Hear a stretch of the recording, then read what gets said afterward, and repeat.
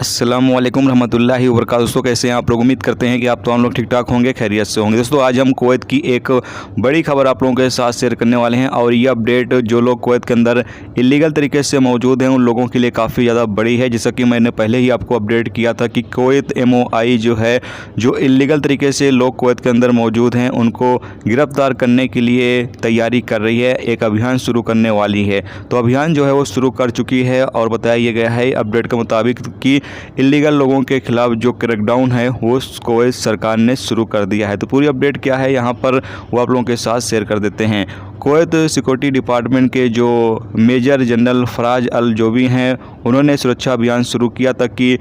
खिलाफ वर्जी करने वालों को साबान और फाइल इलाकों में गिरफ्तार किया जा सके। रिपोर्ट के मुताबिक अभियान में रेसिडेंस कानून की खिलाफ वर्जी करने वाले तकरीबन 192 लोगों को गिरफ्तार किया गया है, जबकि मंगल शाम को बिनीद अलगार में भी इस तरह की कार्रवाई करते हुए तकरीबन रेसिडेंस कानून की खिलाफ वर्जी करने वाले 96 लोगों को गिरफ्तार किया गया था। सूत्रों ने बताया है कि आने वाले दिनों में उन जगहों पर भी इसी तरह का अभियान जारी रहेगा जहां बड़ी संख्या में गैर मुल्की रहते हैं। अभियान के नतीजे में ऐसे तमाम लोगों को गिरफ्तार किया जाएगा जिन लोगों का रेसिडेंस समाप्त हो चुका है, वो कुवैत के अंदर काम कर रहे हैं, या जो लोग अपने कफील के पास से फरार हैं उन लोगों को भी गिरफ्तार किया जाएगा, या किसी तरह का कोई मामला किसी के ऊपर चल रहा है उन लोगों को भी गिरफ्तार किया जाएगा। और साथ में जो लोग अपने कफील से अलग काम कर रहे हैं या जो उनका इकामा है उसके मुताबिक वो काम नहीं कर रहे हैं, कोई दूसरा काम कर रहे हैं, तो ऐसे तमाम लोगों को जो है वो यहाँ पर गिरफ्तार किया जाएगा। साथ में ये भी कहा गया है कि जो सब्जी वगैरह लगाकर बेचते हैं लोग, ऐसे लोगों को भी गिरफ्तार किया जाएगा, यानी कि जो भी लीगल तरीके से